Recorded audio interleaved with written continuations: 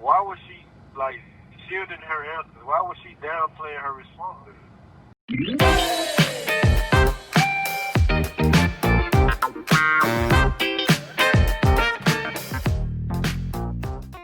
Hey, it's your girl Cadillac, and we here with my husband Marcello. What you want to call yourself? You don't want to just be Marcello. That's my name. Okay, well, we here with Marcello. Do you rather go by Marcello or Cello? Marcello. Marcello. Okay, so we here with Marcello, and take it over. What's up? Maintaining. All right. So what? I think we should have a topic of conversation today about my interview with our daughter, Demonia. Okay. Because I honestly feel that the questions that I was asking her, I look at it like she was basically like holding back on her answers. Yeah, I kind of agree. That's from some of the conversations that I personally have, and I guess you must have had conversations where there were other answers kind of given, or deeper answers. Right. Yeah. Because the conversation basically like it contradicts the conversation that we used to have when she was younger. You know, when she was younger, she didn't water down her answers. She just told you exactly how she felt. Yeah. So the way she felt back then, it doesn't sound like the answer that she was giving now. Because, like I told you, I remember when she told me that she was gonna go back to school. When she go back to school, she was gonna get in trouble so she could be here where I'm at. So you know that like really bothered her and stuff. Mm-hmm. But when we bring that up, she don't like to talk about that. Yeah. The reason I feel why she don't like to talk about that is because I guess she's trying to shield my feelings, because she don't want me to feel bad that I was there. Even though the situation was out of my hands, she don't want me to feel bad or guilty for the fact that I wasn't there in her life. Mm-hmm. That's why I think she's shielding her answers like that. Okay, so what do you think? How do we, get the... Because I don't know, at a certain age, she just start closing off. Like, okay, Right. I personally feel like a lot of the things that she would, when she would get her little tantrums and stuff towards me, I felt like it was because she was channeling that anger for you not being there towards me. Right. And I would always be like, right. Well, a lot of people in life don't have fathers in their lives. You have a really, really great mother. Like, I don't know. And it kind of made it harder for me, because it made me feel like, well, I'm maybe not as good of a mother because of this, and this. I don't think she did that I don't think she does that on purpose. It be like that sometimes. But she don't realize that like the things that she do sometimes, or the things that she say. You just take it out on who is there. And it's like, one thing my mother told me that did stick with me, like, you see mothers as just mothers. That's your mama. Like, you don't see them as human almost. They're human. They breathe. If you cut them, they'll bleed. But we don't see them as humans. We see them as being perfect. And you're the one that's supposed to come through because you brought me into this world. You know what I mean? And one day she told me that, Keita, I'm a human. She's a human. She hurts like everybody else. They're not perfect. It's times that, and now I know because I'm stepping into her shoes. I really don't have it as bad as she had it. She had like 4 horrible children that were running around terrorizing everything, and it was just crazy. Yeah, but it's a different scenario. It's a different type of relationship. Yeah, but I always... Go ahead. No. We're not comparing. That's not what we're doing. No, but I'm just saying... We got to compare it like this. You built the relationship with our daughter as not just being her mother, but also being her friend. And sometimes that's not a good thing. Sometimes it is a good thing, but when you build a relationship with a child, as you being a friend, you know, like a best friend, instead of being strict, it turns out differently. No, but I was not like the softie. This girl did not get any and everything that she wanted. Like, I disciplined her. Like, I told her no. I told her no plenty of times, Marcello. But then, okay, but that also stems to this situation. It was many times that I felt like I had to go overboard because I had to be the mother and the father. And it was a lot of things that it was like I did not want her to. It's not being a friend. It was like being over present. Like, I didn't want her to miss nothing. I didn't want her to say, oh, because I don't have my dad here, I can't do this, I can't do that. So did you spoil her? Not really. I don't think so. I think I hear more lightning in the back. I tried. Marcello, this ain't no conversation because you over talking me. I feel like no, I'm not. I feel like that I tried to have with her. I felt like I tried to have the relationship with her that I wanted with my mother. That's what I tried to have. What I didn't get, I tried to have with her. That's what I feel. I wanted my mother there. I wanted my mother to be interested in the things I did. My mother was always freaking busy. I would have loved to go to the park with her. Many times me and Money used to just go to the park all the time, like almost every day. I would have loved that. All those different places, like back then, you know, when Money was in school, they had started taking a lot of money from the schools. So the kids weren't going on field trips. So I would think about field trips I went to, and I'm like, dang, my child would have loved this. Y'all don't go do this. And when she said no, that's when I'm like, oh, I got to take you there. Oh, I got to do this. And it was like almost, I guess, reliving my childhood. I don't know. All right. Now I want to say this. No matter how you dress it up, no matter how you look at it, because you're looking at it just from one perspective, and that's your own, you got to look at it from the outside looking in. You did spoil her. And if you listen to what you just said, you go out your way to appease her, which is something that a parent does. There's nothing wrong with that, because I would have did the same thing. But what I'm saying is, you did spoil her in order to make up for me not being there. You never really said no too much. I did say no, Marcello. Y'all think I'd just be like, hey, what you want today? You want this? You want that? Time out. Who is y'all?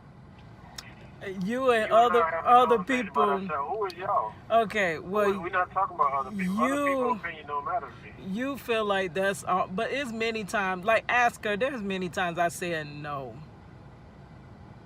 and it do be no. See, this is controversy right here. See, this is the same thing when I was interviewing my daughter that she was saying things that weren't true. She didn't really express how she felt. So she never got in trouble with me, is what you saying? We're not even talking about getting in trouble. We're talking about the fact of being spoiled. Or discipline. Spoil her. And my answer is okay, yes, well, I guess it ended up being spoiling, but it wasn't the intent to spoil her. The intent was to give her what I was missing and to make up for you not being there. That was the intent. So maybe it came across as spoiling. That mean you're not listening to what I just said. I just said that. If I was there, I'd be doing the same exact thing. I didn't say nothing wrong with that. I'm just telling you that you spoiled her. You have 1 minute left. I would have done the same thing. How is it 1 minute? That's not the issue. That's not the issue. The issue is, why was she, like, shielding her answers? Why was she downplaying her responses? And now I see that it's a repeated cycle because you're doing the same exact thing right now. When I talk about how you spoil her, you downplay it. actually hereditary. See, she get that part from you. See, me, I'm just gonna tell you how it is. I ain't gonna downplay nothing. Okay, so so me spoiling her, because we're gonna say I spoil her. We ain't gonna talk about you spoiling her before you left. We're gonna leave that part out. And her grandfather and grandparents spoiling her. We're gonna leave all that out. But so how does that play a role in, how does that tie to the other situation that we were talking about? It was just basically an example of how y'all basically sugarcoat y'all answers. I asked you, I made a comment about you spoiling her, and you sugarcoated and downplayed your response. And basically, when I asked her those questions, she downplayed her answers. So she get that part from you. That's what I'm saying. But she felt like she had a purpose in downplaying her responses. Just like you probably felt like you gotta downplay your responses because you're taking it like offensive, like fingers being pointed at. No, it's just that when you raise a child, you don't. I did the best that basically it was. All the plans we had together. Like when the thought of her even came about, what did we used to do? We used to talk. But that's not the issue. The issue is what makes her downplay her responses. Why is she holding back her responses? Okay, but you had kind of compared it to me and I saying... I compared it to how you respond to questions or statements. Okay, but what I'm saying, you said it's like I'm rebuttaling it. It's not. It's that it was all these plans set in action. Like, we planned from the beginning her prom. We used to talk about her prom before she was even born and how I was going to make her dress and you was going to grill the guy. Like, we had all these different plans. And, none of them plans played out in that manner at all. But the thing was, when she came about, and it started out really good with you, we were the loving family that we should have been. But then when you were gone, everything was like, it was like, that, what's that ball game where you throw the ball and the person catches it off guard? And it's like I had to pick up the ball, and it's like, well, dang, what do I do? Hold on, this was a team game. And now it's not a team game anymore. It's just me dribbling the ball or catching the ball. And I didn't know exactly what to do. I did not make all the right choices. Most choices were made out of being tired. I was overwhelmed, stressed out. So I know I didn't make every great choice as being a mother. And that goes back to me saying mothers are human. I'm a human. Now I got a question. Yes. Why, that's not the issue. Why would you say that? But that you pertained it to that, and that was not a rebuttal. That's just telling you what happened. So but I'm being truthful with you. I'm not holding anything back. I think she was holding back. From my side watching her, where I feel like she was holding back. She used to go to school and just bust out crying. And I'm like, Money, why do you do that? Why do you always go to school and cry at school? And it was like, I think she was doing it so that somebody can ask her what's wrong. And so when someone asked her, she could say, oh, I miss my dad. My dad's in prison. And I was like, why does she, the counselors would come and tell me that she just busts out and cries, or the teachers, and they're like, we really don't know what to do. And I didn't know what to do. I could talk to her, but I couldn't relate to her because I had my father growing up. I didn't know what to tell her all the time. And what I would tell her, you have a father. What do you mean you don't have a father? He's not here, but you have a father. So I know it bothered her. I know because I was there. And can you tell me how you know? What did, besides the one situation where you said that she said something that really hurt you? Like, what other things did you realize that you know that this does bother her? Her behavior and the way she responds to things.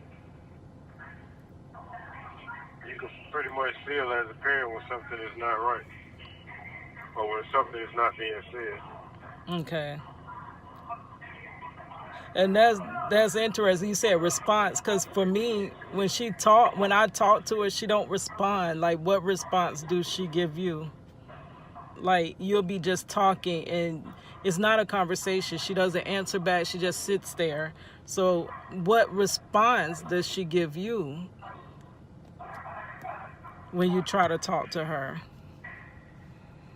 It depends on the questions asked. Certain questions she's going to ask and some questions she's not going to answer. Okay, so I guess from here we know the problem. So how do you get to, like, what's a solution? Hello. What's wrong? We'll pick up on it later. Nothing. I want to communicate. What's up? Don't start that, because I had to edit that out. I had to edit that out. Right. And I would always be like, right. Well, you know, a lot of people in life don't have fathers in their lives, but you have a more than awesome mother. And I'm not just trying to, you know, oh, you don't like that word awesome, but you have a really, really great mother. Say that again. When I try to talk to her about things, she doesn't respond. Oh, dang. How do you get to, like, what's a solution? Hello. Really? Why are we on the phone? 7 minutes. Maybe I should just spit a rap.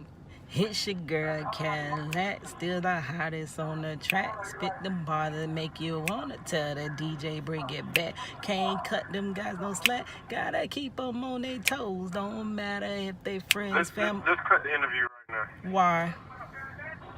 Let's cut the interview. We'll talk about it. What's wrong? We'll pick up on it later.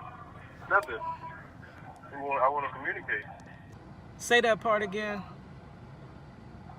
No. You got to call right back, Marcella, because it's finna cut off. You just told me that. You didn't respond. You didn't respond. Why would I have to respond? Thank you for using Genetics. Goodbye. Cadillac.